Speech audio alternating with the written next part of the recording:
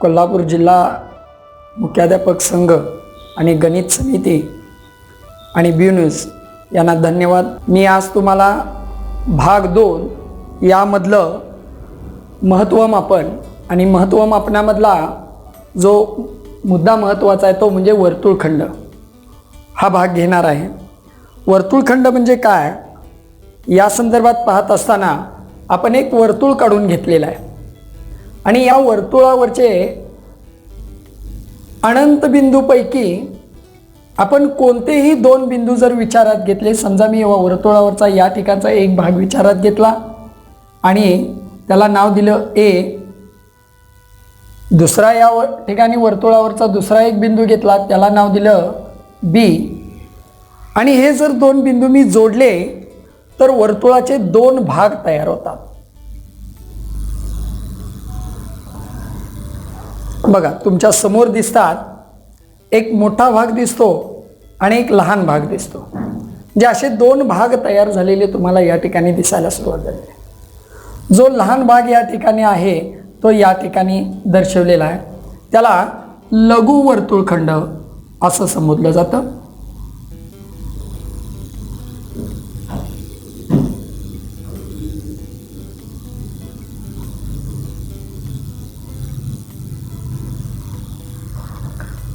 म्हणजे या ठिकाणी आपण रेषाखंड जो तयार केला, या रेषाखंडामुळे वर्तुळाचे 2 भाग तयार झाले आणि हे जे 2 भाग तयार झालेले आहेत त्या 2 भागांना जो लहान दिसतो त्याला लघु वर्तुळखंड म्हणतात आणि जो मोठा दिसतो त्याला विशाल वर्तुळखंड असे म्हणतात। वर्तुळखंड बघत असताना ज्या रेषाखंडापासून तयार झाला, या ठिकाणी एक रेषाखंड दिलाय, त्या रेषाखंडापासून लघु वर्तुळखंड तयार झाला आणि केंद्रबिंदू ज्याच्यामध्ये आलेला आहे त्याला विशाल वर्तुळखंड असं सुद्धा संबोधलं जातं। समजा हाच रेषाखंड जर या वर्तुळाच्या केंद्रबिंदूतून गेला तर बघा, जर तोच रेषाखंड ए बी हा रेषाखंड जर वर्तुळाच्या केंद्रबिंदूतून गेला तर त्याला आपण व्यास म्हणतो। या व्यासापासून वर्तुळाचे 2 समान भाग होतात, पण खंडाच्या बाबतीत जर पाहिलं तर वर्तुळाचे जे 2 समान भाग झालेले आहेत त्या 2 समान भागांना अर्धवर्तुळखंड असं संबोधलं जातं। या अर्धवर्तुळखंडाचं माप नेहमी 180 अंश असतं, हे आपण लक्षात असणं गरजेचं आहे। अर्धवर्तुळखंड म्हणजे व्यास असो, जीवा असो किंवा या ठिकाणी आपण वर्तुळावरचे कोणतेही 2 बिंदू घेतले, याच्यापासून आपल्याला वर्तुळाचे वर्तुळखंड तयार झालेले दिसतील। समजा मी ए बी या जीवेचे अंत्यबिंदू जे आहेत, ही अंत्यबिंदू त्रिज्या समजून या ठिकाणी केंद्रबिंदूशी जोडतो, म्हणजे या ठिकाणी ओ ए ही त्रिज्या होईल। याच पद्धतीनं दुसरी एक त्रिज्या तयार होईल ओ बी, आणि जर इथं आपण पाहिलं तर ओ ए बी हा एक प्रकारचा त्रिकोण तयार झाला। त्रिकोण ज्या अर्थी तयार झालेला आहे याच्यापासून आपण पुन्हा या जो भाग दिलेला आहे वर्तुळखंडाचा, याचं आपल्याला काय काढायचं आहे, क्षेत्रफळ काढायचं आहे। हे क्षेत्रफळ कसं काढायचं या संदर्भात आपण पाहू। आता आपल्याला या वर्तुळखंडाचं क्षेत्रफळ काढायचं आहे। या वर्तुळखंडाचं क्षेत्रफळ काढत असताना मी या ठिकाणी तुम्हाला पहिल्या भागामध्ये वर्तुळ पाकळी दाखवलेली आहे। आता ही वर्तुळ पाकळी पूर्णपणे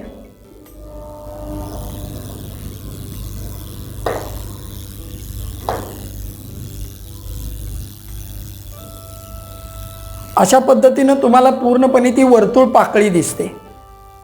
आता या वर्तुळ पाकळीमधून त्रिकोण ओ ए बी याचं क्षेत्रफळ जे आहे, याचं क्षेत्रफळ जर आपण वजा केलं तर जो राहिलेला जो भाग आहे तो भाग आपल्याला या ठिकाणी वर्तुळखंडाचा दिसत राहील, त्याचं क्षेत्रफळ मिळेल। बघूया त्याचं सूत्र आपण निर्माण करायचं आहे, ते कशा पद्धतीने करूया। वर्तुळखंडाचे क्षेत्रफळ काढण्याचं सूत्र आपल्याकडे उपलब्ध आहे.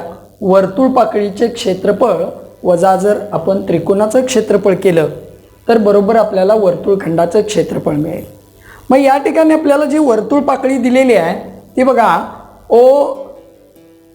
OAXB, या ठिकाणी O हा केंद्रबिंदू आहे आणि AXB हा त्याचा कंस आहे. म्हणजे पूर्णपणे आपल्याला वर्तुळ पाकळी अशा पद्धतीने वाचली जाते.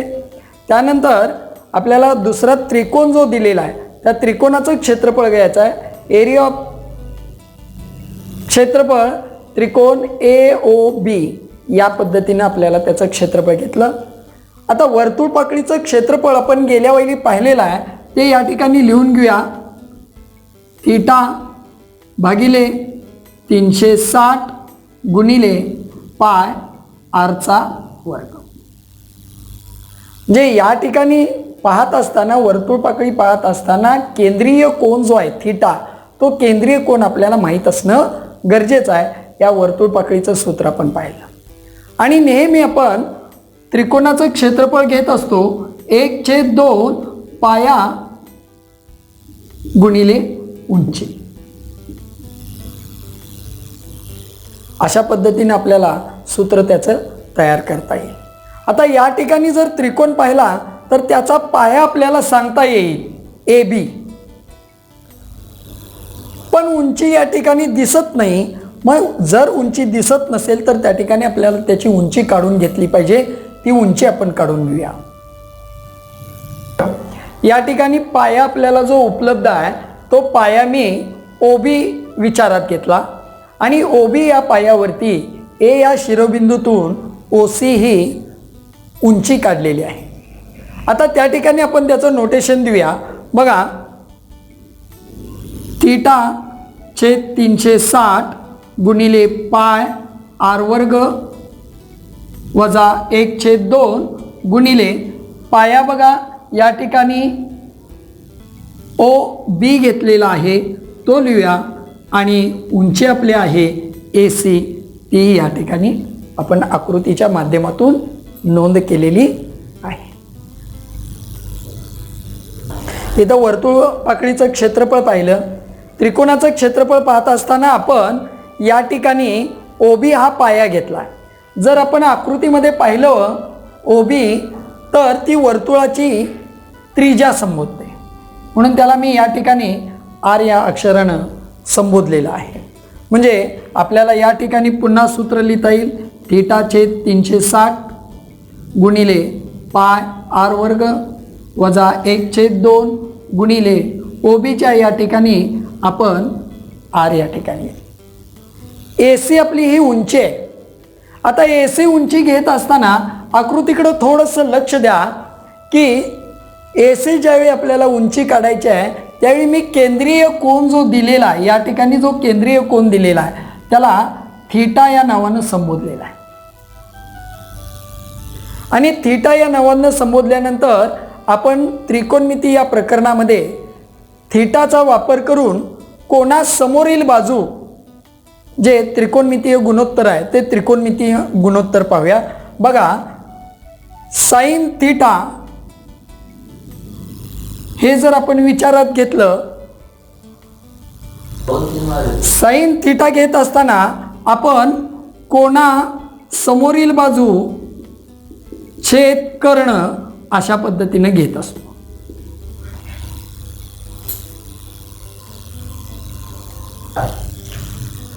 AC ही उंची आपल्याला काढायची आहे. AC ही उंची काढत असताना मी त्रिकोण विचारात घेतला. बघा, त्रिकोण AOC मध्ये साइन थीटा वापरतोय आणि साइन थीटा वापरल्यानंतर या ठिकाणी साइन थीटा बरोबर कोनासमोरची बाजू AC छेद कर्ण AO. या ठिकाणी जर पाहिला तर आपल्याला जो कर्ण आहे तीच या वर्तुळाची त्रिज्या आहे, ती त्रिज्या मी R यानं संबोधलेली आहे. म्हणजे आपल्याला AC काढता येईल. AC बरोबर R साइन थीटा. ही किंमत मी या सूत्रामध्ये ठेवतो, R गुणिले साइन थीटा, आणि मग आपलं सूत्र या ठिकाणी तयार होईल. ते कशा पद्धतीनं हे पाहूया. बघा AC ची किंमत आपण ठेवली r sin थिटा आणि त्यानंतर आपल्याला या ठिकाणी जे सूत्र दिसतं थिटाचे 360 गुणिले पाय r वर्ग वजा 1/2 r वर्ग sin थिटा. r वर्ग हे दोन्ही या ठिकाणी आपल्याला सामायिक दिसतं. ते सामायिक आपण बाहेर काढलं आणि बाहेर काढल्यानंतर पुन्हा सूत्र झालं तयार r वर्ग कंसात पाय थिटा छेद 360 वजा साइन थिटा भागिले 2. अशा पद्धतीनं आपल्याला वर्तुळखंडाचं क्षेत्रफळ काढण्याचं सूत्र हे निर्माण झालेलं आहे. बघा याच्यामध्ये r वर्ग हे जर मी सामायिक काढलं तर राहतंय काय पहा. पहिल्यामध्ये थिटा छेद 360 पाय आणि दुसऱ्यामध्ये 1/2 साइन थिटा आणि याच्यापासून मग आपल्याला सूत्र या ठिकाणी तयार होईल r वर्ग कंसात पाय थिटा भागिले 360 वजा साइन थिटा छेद 2 हे आपल्याला वर्तुळखंडाचं क्षेत्रफळ याचं सूत्र तयार झालेलं आहे. वर्तुळखंडाचं क्षेत्रफळ काढण्याचं जे सूत्र आपण पाहिलं त्या सूत्रावर आधारित एक उदाहरण या ठिकाणी पाहूया. ओ केंद्र वर्तुळ आहे माप कंस PQR 60 अंशाचा दिलेला आहे. म्हणजे या ठिकाणी कंस जो आहे तो कंस दिलेला आहे. OP 10 सेंटीमीटर दिलेला आहे. तर छायांकित जो भाग केलेला आहे त्या छायांकित भागाचा आपल्याला क्षेत्रफळ काढायचा आहे. आता या छायांकित भागाचं क्षेत्रफळ कसं काढायचं त्या सूत्राचा आधार घेऊन आपण काढायला सुरुवात करूया. प्रश्न R दिलेला आहे तो 60 अंशाचा आहे. आपल्याला केंद्रीय कोन POR आवश्यक आहे.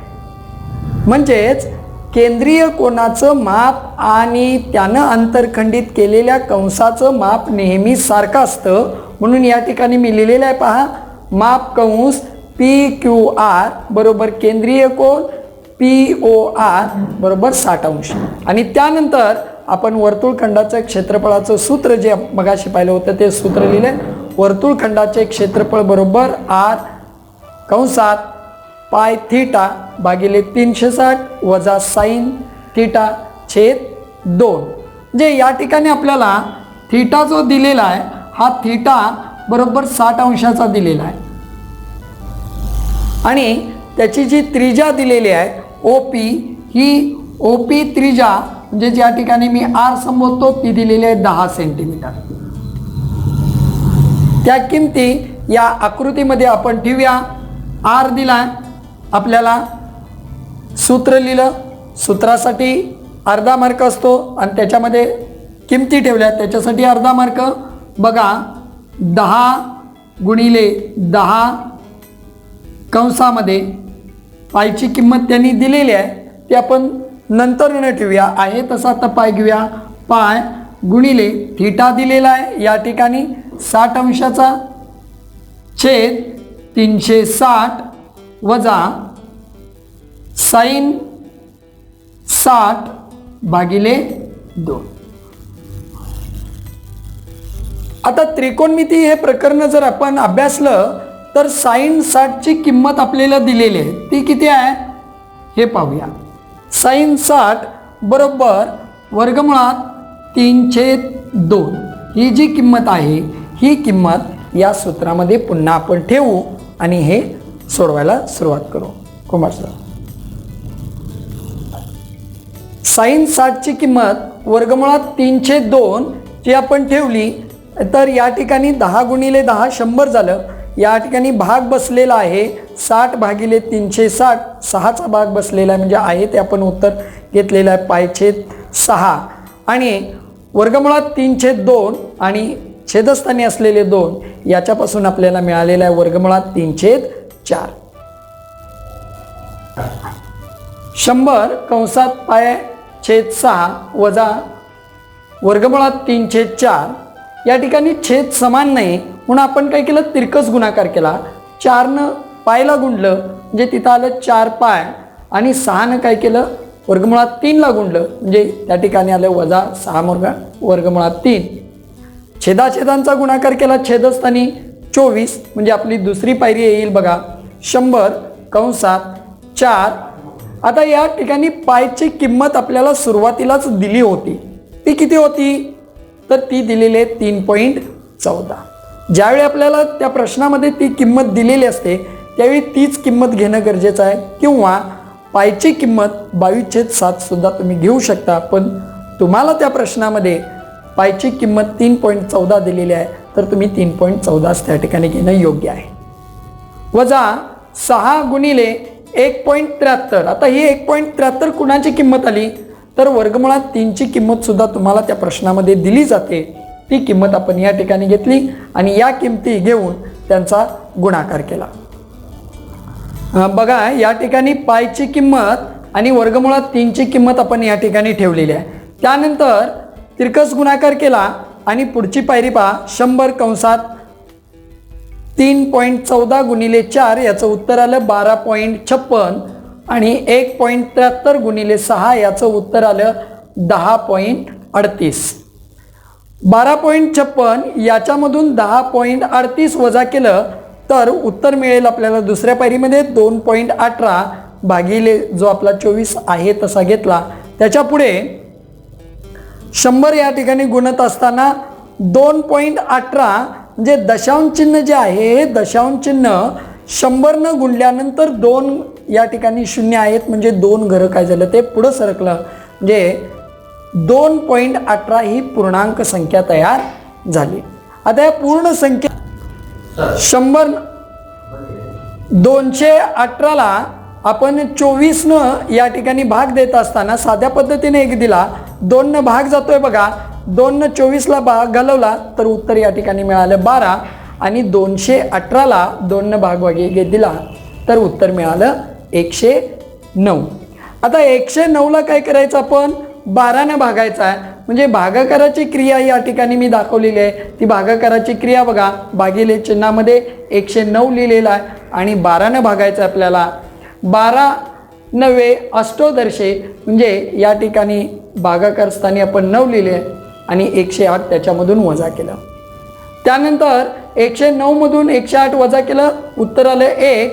1ला भाग जात नाही म्हणून दशांश चिन्ह घेतलं, पुन्हा 1 0 वाढवायला आपल्याला परमिशन. त्याच्यानंतर पुन्हा 10ला 12ने भाग जात नाही म्हणून आणखी 1 0 घेतला, तो भागाकार स्थानी पण आणि या ठिकाणी बाकी स्थानी पण लिहिला. आणि मग 12 8 96 हे याच्यातून वजा केलं, बाकी राहिली 4. आपल्याला 2 दशांश तळापर्यंत त्याचं उत्तर अपेक्षित होतं, ते या ठिकाणी आलंय 9.08. म्हणजे जो काही आपण छायांकित भाग जो या ठिकाणी आकृतीमध्ये केलेला होता, या छायांकित भागाचं उत्तर आपल्याला भेटलेलं आहे. छायांकित भागाचे क्षेत्रफळ 9.08 चौसेमी. आता इथं एकक लिहिणं अत्यंत महत्त्वाचं आहे, कारण क्षेत्रफळ आपण त्याचं काढले, ज्यावेळी क्षेत्रफळ काढतो ते चौरस मध्ये गणलं जातं, म्हणून चौसेमी हे एकक लिहिणं गरजेचं आहे. त्याच्यासाठी आपल्याला परीक्षेला मार्क असतात. पहा मगाच्या आकृतीमध्ये आपल्याला थीटा दिलेला होता, पण या आकृतीमध्ये जर पाहिलं तर रेखांकित भागाचं छायांकित भागाचं क्षेत्रफळ ज्यावेळी आपल्याला काढायचं आहे त्यावेळी त्यांनी थीटा दिलेला नाही. बघूया उदाहरण काय सांगतंय. आकृतीमध्ये पी हा वर्तुळाचा केंद्र असून रेख AB ही जीवा आहे. PA बरोबर 8 सेमी दिले, म्हणजे P पासून Aचं जे अंतर आहे हे 8 सेमी दिले आणि जीवा AB वर्तुळ केंद्रापासून 4 सेमी अंतरावर आहे. म्हणजे ही जी जीवा दिलेली आहे ही या ठिकाणी 4 सेमी अंतरावर आहे, म्हणजे या ठिकाणचा आपल्याला बिंदू दिलेला त्यांनी नाही. अंतरावर असेल तर रेखांकित भागाचे क्षेत्रफळ काढा. पायची किंमत त्यांनी पुन्हा सांगितलेलं आहे, पायची किंमत 3.14 घ्या आणि वर्गमुळात 3ची किंमत त्यांनी सांगितली 1.73 घ्या. पाहूया आपण या रेखांकित भागाचं क्षेत्रफळ कशा पद्धतीनं काढायचं आहे. बरं, या ठिकाणी आपल्याला यम बिंदू पुन्हा एक स्थापन केलाय. रचनेमध्ये यम बिंदू आपण घेतला आणि त्रिकोण मी विचारात घेतला पहा AMP. आता AMP मध्ये बाजू आपल्याला दिलेले 8 सेमी, त्यालाच मी कर्ण संबोधला, म्हणजे AP बरोबर 8 आली आणि 8च्या निम्मी PM आलेली आहे, म्हणजे त्याला आपण उंची या ठिकाणी संबोधली. आणि मग 30 60 90चे प्रमेय या बाजूने जर बघा त्रिकोण AMP हा काटकोन त्रिकोण तयार होईल आणि AP ची बाजू दिलेली 8 सेंटीमीटर आणि या ठिकाणी PM दिला 4 सेंटीमीटर उंची, म्हणजे आपल्याला पुन्हा 30 60 90चं प्रमेय तयार झालं आणि या ठिकाणी मी कोन दिलेला आहे, कोन PAM बरोबर 30 अंश, माप कोन AMP बरोबर 90 अंश आणि माप कोन APB बरोबर 60 अंश. आकृतीमध्ये बघूया, या ठिकाणी आपल्याला हा 60 अंशाचा कोन दिलेला आहे, म्हणजेच याच्याशी संलग्न याच्याशी एकरूप असणारा दुसरा या बाजूचाच कोन आपण पाहूया, कोन BMP. या कोनामध्ये सुद्धा कोन MPB हा सुद्धा 60 अंशाचा कोन होईल आणि आपल्याला या ठिकाणी सांगता येईल पहा, माप कोन APB बरोबर 120 अंश आणि हा 120 अंशाचा जो कोन आहे हा 120 अंशाचा कोन केंद्रीय कोन होईल. म्हणजेच या ठिकाणी आपल्याला कोन जो दिसतो PAM हा 30 अंश आणि 30 अंशासमोरची बाजू PM ही नेहमी कर्णाच्या निम्मी असते आणि म्हणून आपल्याला दुसरा आणि कोन सापडता येईल, एकाने PBM बरोबर 30 अंश. सगळा जर आपण त्रिकोण विचारात घेतला तर APB या ठिकाणी जो कोन दिसतो या कोनाचं माप होईल 60 अधिक 60 बरोबर 120 अंश आणि हा 120 अंश जो केंद्रापाशी कोन तयार झाला याला केंद्रीय कोन असं संबोधलं जातं आणि केंद्रीय कोन म्हणजेच थीटा आहे आणि या थीटाचं माप आपण 120 अंश काढलेलं आहे. आता या ठिकाणी जो मगाशी आपल्याला प्रश्नामध्ये जो थीटा दिलेला नव्हता तो प्रथमतः आपण थीटा काढून घेतला आणि थीटा काढून घेतल्यानंतर आपल्याला छायांकित भागाचं क्षेत्रफळ काढायचं आहे. म्हणजेच या ठिकाणी जो वर्तुळखंड दिलेला आहे त्या वर्तुळखंडाचं क्षेत्रफळ आपण काढण्यासाठी त्याचं सूत्र लिहून घेऊया. छायांकित भागाचं आपल्याला क्षेत्रफळ काढायचं आहे, म्हणजे या ठिकाणी वर्तुळखंडाचं आपल्याला क्षेत्रफळ काढायचं आहे. हे वर्तुळखंडाचं क्षेत्रफळ काढण्याचं आपण सूत्र घेतलं होतं, वर्तुळ पाकळीचे क्षेत्रफळ वजा त्रिकोणाचे क्षेत्रफळ. मगाच्या उदाहरणामध्ये आपण सूत्र वापरून घेतलं, पण अशा पद्धतीनं सुद्धा आपल्याला दोन्ही पद्धतीनं सोडवता येतं. म्हणजे एकदा वर्तुळ पाकळीचं क्षेत्रफळ काढायचं आणि एकदा त्रिकोणाचं क्षेत्रफळ काढायचं. वर्तुळ पाकळीचं क्षेत्रफळाचं सूत्र प्रथमतः लिहून घेतलं, थीटाचे 360 गुणिले पाय r वर्ग. थीटाची किंमत मगाशी काढलेली होती 120/360. या ठिकाणी पायची किंमत त्यांनी घ्यायला सांगितलेली होती, ती आपण 3.14 घेतलेली आहे. r म्हणजे त्याची त्रिज्या दिलेली आहे 8, म्हणजे 8 गुणिले 8 या ठिकाणी आपण केलं. भाग घालवला इथं 12चा, 12 त्रिक 36 म्हणजे 360ला 3चा भाग बसला, 3.14 गुणिले 64 या ठिकाणी केलं भागिले 3. 3.14 गुणिले 64 याचा गुणाकार केला तर 200.96 भागिले 3 केलं. 3 200.96ला जर भागलं तर भागाकार मिळालेला आपल्याला 66.98 चौसेमी. हे वर्तुळ पाकळीचं क्षेत्रफळ मिळालं. प्रथमतः आपण वर्तुळ पाकळीचं क्षेत्रफळ काढून घेतलं. नंतर आता काय करूया, त्रिकोणाचं क्षेत्रफळ जे आहे ते त्रिकोणाचं क्षेत्रफळ काढून घ्या. त्रिकोणाच्या क्षेत्रफळाचं सूत्र आहे 1/2 पाया गुणिले उंची. 1/2 पाया आपला या ठिकाणी AB दाखवलेला आहे आणि उंची जी दिसते ती PM. आता उंची आपल्याला माहीत आहे ती 4 सेमी आहे, पण आपल्याला या ठिकाणी पाया जो आहे तो AB पाया काढण्यासाठी या ठिकाणी पुन्हा मी 30 60 90च्या प्रमेयाचं उपयोजन केलं आणि 60 अंशासमोरील बाजू AM ही कर्णाच्या वर्गमुळात 3/2 पट असते. म्हणजेच या ठिकाणी आपण ABची त्रिकोणाचे क्षेत्रफळ आपण काढूया. या ठिकाणी 1/2 पाया गुणिले उंची. आता या ठिकाणी आपल्याला पाया जो आहे AB तो काढायचा आहे.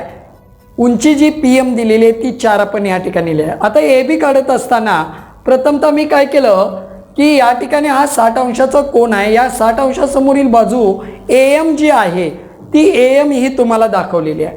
ही नेहमी 60 अंशासमोरील बाजू कर्णाच्या नेहमी वर्गमुळात 3/2 पट असते. या ठिकाणी 30 60 90 प्रमेयाचा उपयोग करून AP गुणिले वर्गमुळात 3/2 पट घेतलं आणि या ठिकाणी आपण 8 गुणिले वर्गमुळात 3/2 बरोबर 4 वर्गमुळात 3 अशी किंमत घेतली. मग आपण ही AM ची काढली. आपल्याला पाया पूर्ण विचारात घ्यावा लागेल AB, म्हणून AB AM च्या दुप्पट आहे, म्हणजे AB बरोबर 8 वर्गमुळात 3 आणि ही किंमत काय केली पाया म्हणून मी या सूत्रामध्ये ठेवली. या त्रिकोण APB याचे क्षेत्रफळ बरोबर 1/2 गुणिले 8 वर्गमुळात 3 गुणिले 4 अशा पद्धतीने केलं आणि मग पुढे सोडवलं. क्षेत्रफळ त्रिकोणाचे APB बरोबर या ठिकाणी 8 गुणिले 1.73 गुणिले 4 आणि त्याचं उत्तर घेतलेलं आहे 27.68 चौस सेमी. वर्तुळ पाकळीचं क्षेत्रफळ आपण मिळवलेलं आहे 66.98 आणि त्रिकोणाचं क्षेत्रफळ आपल्याला मिळालेलं आहे 27.68. हे याच्यातून वजा केलं तर आपल्याला उत्तर मिळेल 39.30 चौस सेमी. म्हणजे आपल्याला या ठिकाणी लिहिता येईल रेखांकित भागाचे क्षेत्रफळ बरोबर 39.30 चौस सेमी. या पद्धतीनं आपल्याला अशाही पद्धतीनं सूत्राचा वापर करून आणि सूत्र न वापरता एकदा वर्तुळ पाकळीचं क्षेत्रफळ आणि एकदा त्रिकोणाचं क्षेत्रफळ याही पद्धतीनं आपल्याला वर्तुळखंडाचे क्षेत्रफळ काढता येईल. धन्यवाद.